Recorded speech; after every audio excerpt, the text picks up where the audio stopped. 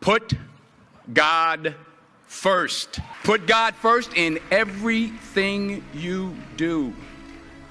Everything that you think you see in me, everything that I've accomplished, everything that you think I have, and I have a few things, everything that I have is by the grace of God. Understand that. It's a gift. It's easy to go through life holding on to things that are weighing us down. Guilt, resentment, doubt, worry. The problem is when we allow these things in, they're taking up space for the good things that should be there. Imagine your life is like a container. You were created to be filled with joy, peace, confidence, creativity. But if you allow worry in, it pushes out the peace. There's not space for both. You can't go above 100%. You have a limited amount of room. If you allow guilt to take up space, that's space that you don't have for the confidence you need. And the reason some people don't enjoy their lives is because their container, their heart is contaminated with so many things. They have 10% worry, stressed out over their job, 12% bitterness, mad at their neighbor, 20% guilt, beating themselves up for past mistakes, 9% jealousy, their coworker is more beautiful. They don't realize 70% of their container is negative. They wonder why they don't have joy, creativity, passion. They only have room for 30% of what they should have. And the scripture says, give no place to the enemy. It's not just talking about forces of darkness. That means give no place to guilt. Give no place to worry. Give no place to bitterness. It can't come in and automatically take over. You control what's in your container. You control what you think about, what you choose to allow in. And we all have negative emotions, negative feelings. But you have to make the choice. I'm not going to give this jealousy, this bitterness, this anger, valuable space and let it poison my life. I'm going to protect what I allow in me. And every morning when we wake up, we need to empty out anything negative from the day before. Somebody offended you at work. They didn't treat you right. It's easy to let that offense stay. Feels good to carry around a grudge, but you have to be disciplined. Say, no, I am not giving this offense any room. I am not going to let it sour my day. They hurt you once.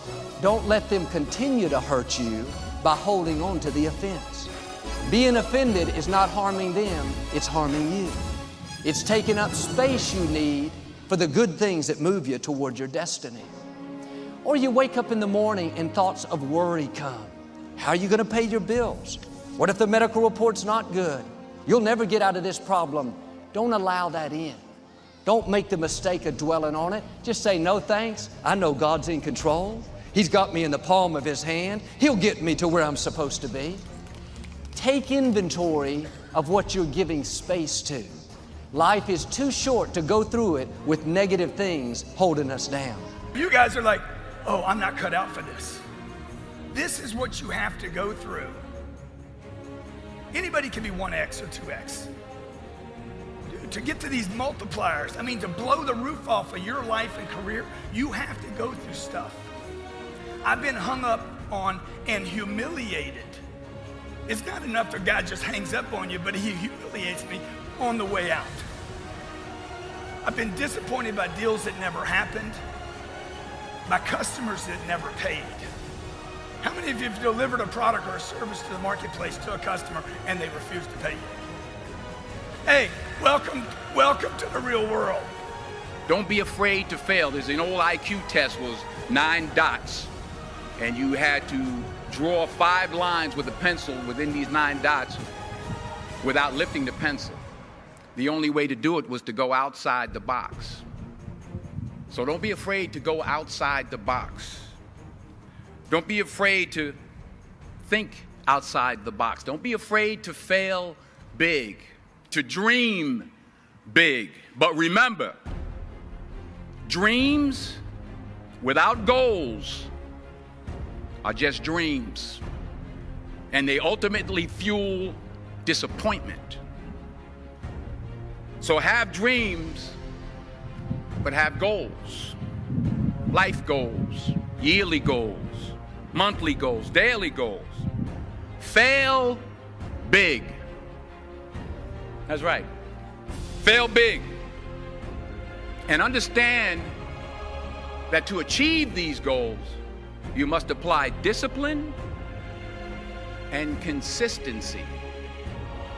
In order to achieve your goals, you must apply discipline, which you have already done, and consistency every day, not just on Tuesday and miss a few days.